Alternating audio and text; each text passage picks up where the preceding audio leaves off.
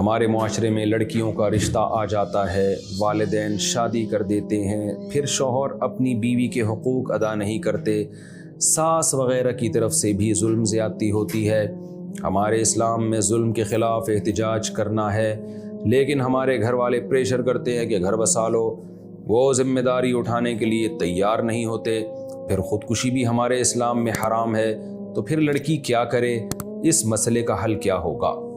بالکل صحیح کہا، ان خاتون نے نام نہیں لکھا، بالکل صحیح بات کی ہے۔ بعض دفعہ لڑکی رخصت ہو کے جب جاتی ہے تو سسرال میں واقعی ظلم ہوتا ہے، سب جگہ نہیں ہوتا لیکن بعض جگہ ہوتا ہے۔ پھر جب وہ لڑکیاں آ کے سسرال کے ظلم اور شوہر کے ظلم کی اپنے والدین سے شکایت کرتے ہیں تو والدین بس ان کا منہ بند کرا دیتے ہیں اور کہتے ہیں جو ہے جیسے ہے گزارا کرو۔ یہ بہت بے مروتی کی بات ہے۔ ایسے والدین کا خیال ہوتا ہے کہ ہم نے جب لڑکی کو گھر میں سے رخصت کیا نا، گویا ایک ٹینشن تھی جو ہم نے اپنے سر سے اتاری ہے اور اب ہم اس ٹینشن کو دوبارہ نہیں پال سکتے۔ تو بیٹی اللہ کی رحمت ہے، وہ ٹینشن اور عذاب نہیں ہے، اور اولاد سے تعلق ساری زندگی کا ہوتا ہے۔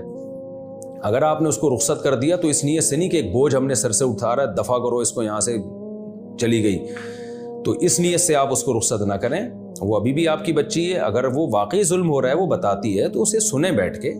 اگر اس بچے کی غلطی ہے تو اس کی اصلاح کریں، اس کے شوہر کی غلطی ہے تو اس کو انسان کا بچہ بنانے کی کوشش کریں، اس کی ساس کی غلطی ہے تو چھوٹے موٹی تو اونچ نیچ ہر گھر میں ہوتی ہے۔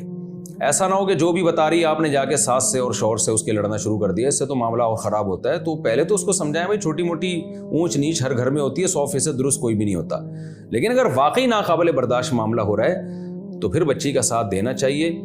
پہلی کوشش اصلاح کی ہو، شوہر سدھر جائے، ساس سدھر جائے، نہیں سدھر رہے تو پھر پوری زندگی اس کی برباد نہ کریں، علیحدگی کی طرف جائیں، اس سے لڑکے سے طلاق لے کے اس کے کہیں اور عدت کے بعد اس کی شادی کریں۔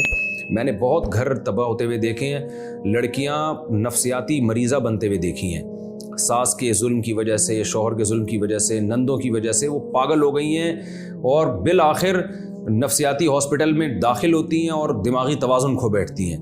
لیکن ماں باپ بس وہ ٹینشن جو ہے نا وہیں رہو، ہمارے پاس نہ ہو، بھائی بھی کہتے ہیں ہمارے پاس نہ ہو۔ یہ بہت بے شرمی کی بات ہے۔ آپ کا جو بلڈ ریلیشن ہے، جو خونی رشتہ ہے، وہ موت تک اللہ نے، بلکہ آخرت میں بھی وہ ہوگا، میدان حشر میں بھی ہوگا، تو اس کا ایسے لا تعلقی کا اظہار نہیں کرنا چاہیے۔